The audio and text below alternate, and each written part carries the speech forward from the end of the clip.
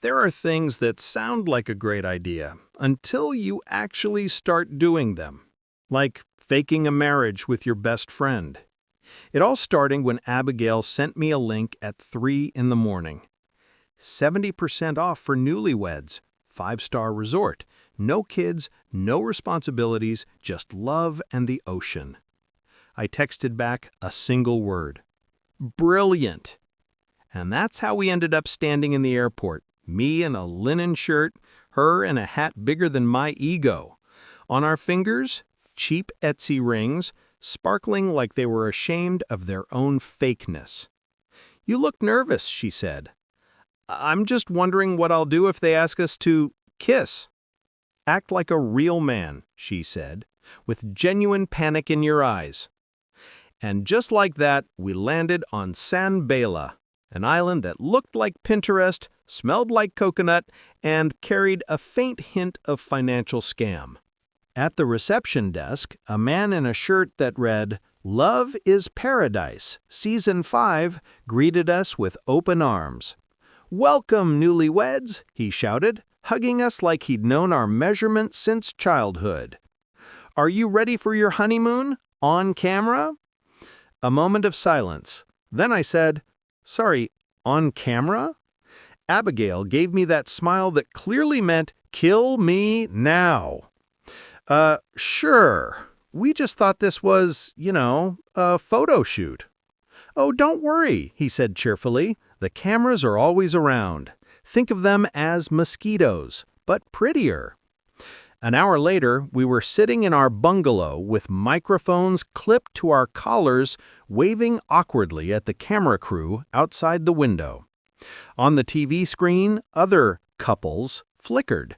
Too perfect, too tan, too much.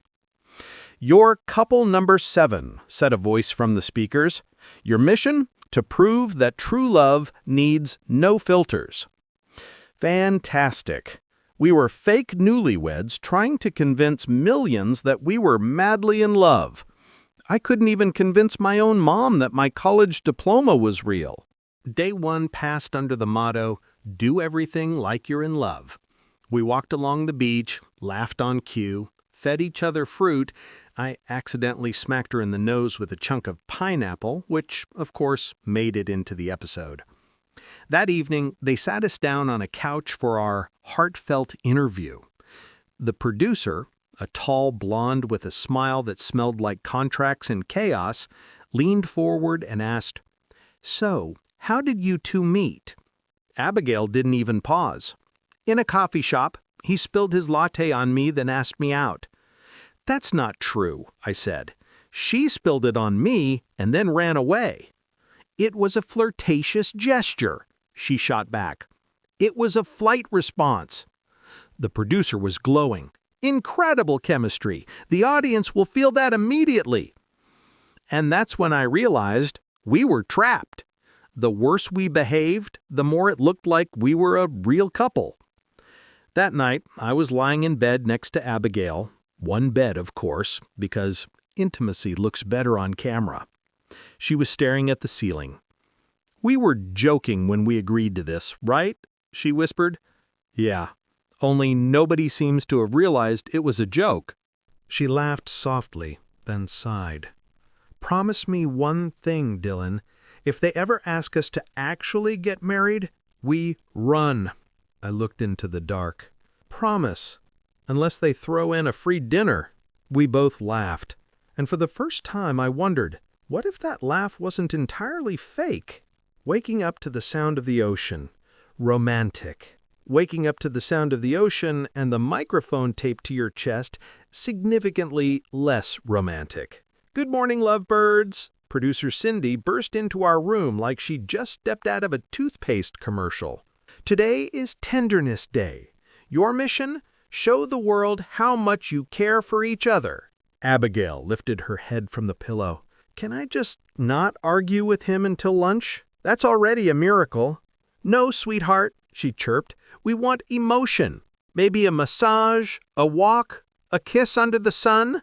She winked and disappeared, leaving behind a silence thicker than coconut milk. I looked at Abigail. "Well, Mrs. I've got this? Don't call me Mrs. It sounds like we're actually married. But that's the point. The point, she said, is to survive this without a mental breakdown. We walked along the beach, pretending to be in love. The camera followed us like a shark, patient, hungry. Smile, she whispered, and look at me like I'm the meaning of your life. Okay, I said, but I'm not sure what the meaning of life looks like. Like coffee after a sleepless night. And suddenly, there it was.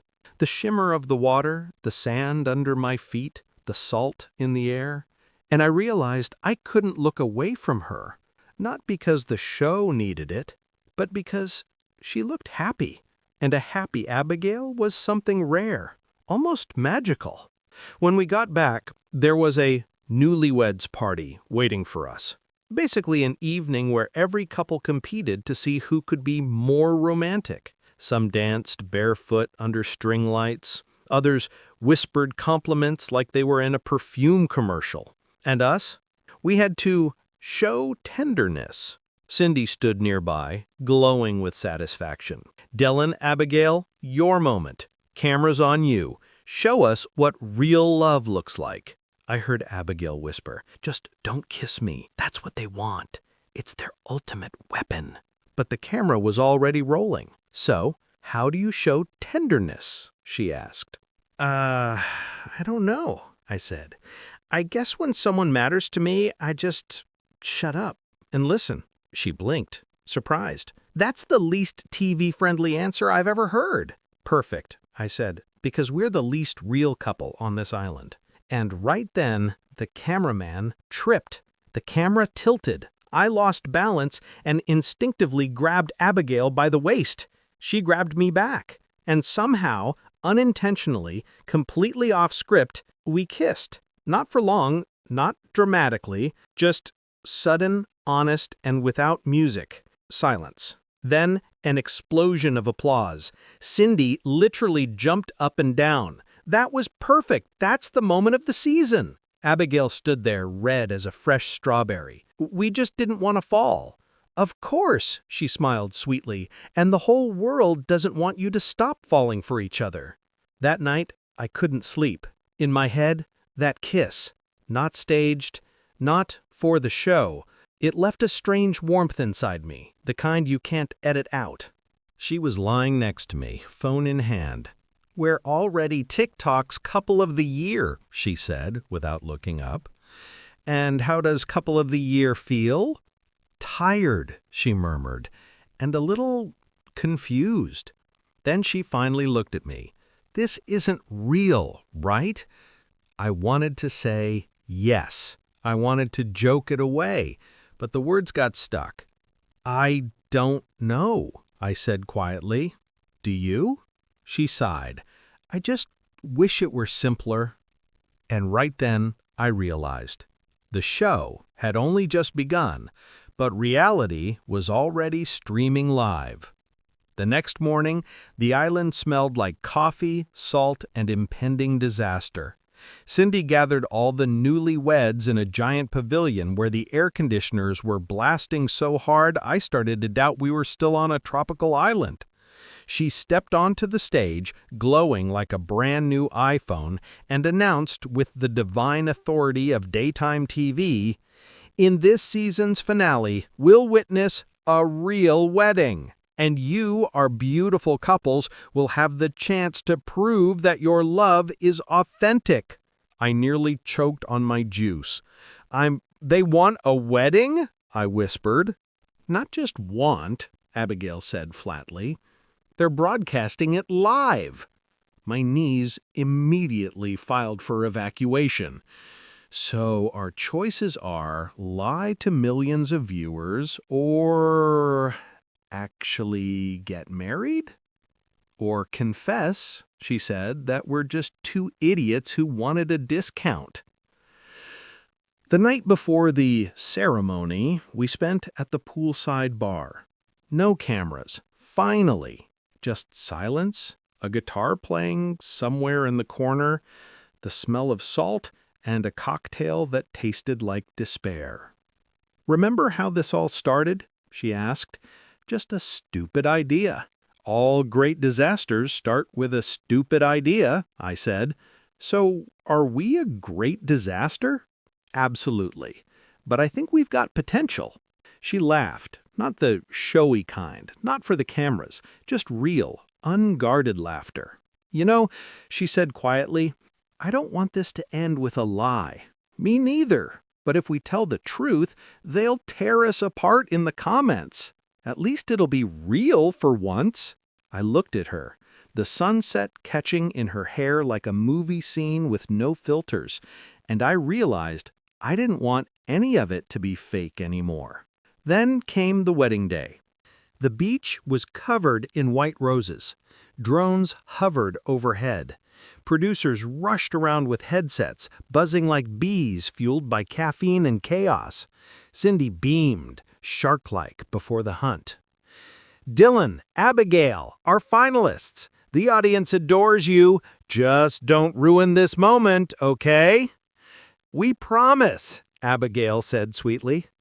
And I thought, we promise to ruin everything. The host began his speech. We are gathered here today to witness the purest form of love. And then Abigail suddenly stepped forward. Stop! Her voice was steady, but her eyes were shining. I have something to say. The cameras froze. Cindy went pale. We're not a couple. Or at least we weren't. We were pretending because we wanted a discount. The crowd gasped.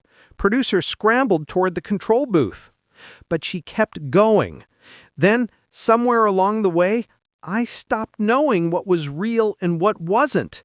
And if we're already here, maybe it's time to stop acting. I stepped up beside her. She's right. We're fake newlyweds, but everything that happened between us wasn't exactly fake. Silence. The cameras caught every breath.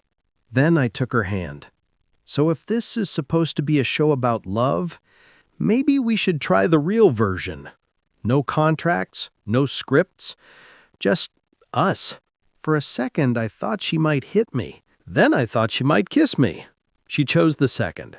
Somewhere behind us, the crowd erupted in applause. Cindy shouted into her mic, "This is brilliant! This is the best finale of the season!" But I didn't care. Because for the first time in days, the cameras didn't matter. A few weeks later, we were sitting in a coffee shop in New York, drinking lattes. I, of course, managed to spill mine on myself. Tradition's important. She smiled. So we never actually got married. No rush, I said. We started with something fake. I'd like the real thing to have a better script. Then maybe, she said softly, you should be the one to write it. I looked at her, at the sunlight spilling through the window, and thought, maybe love is a reality show too. Just without the editing.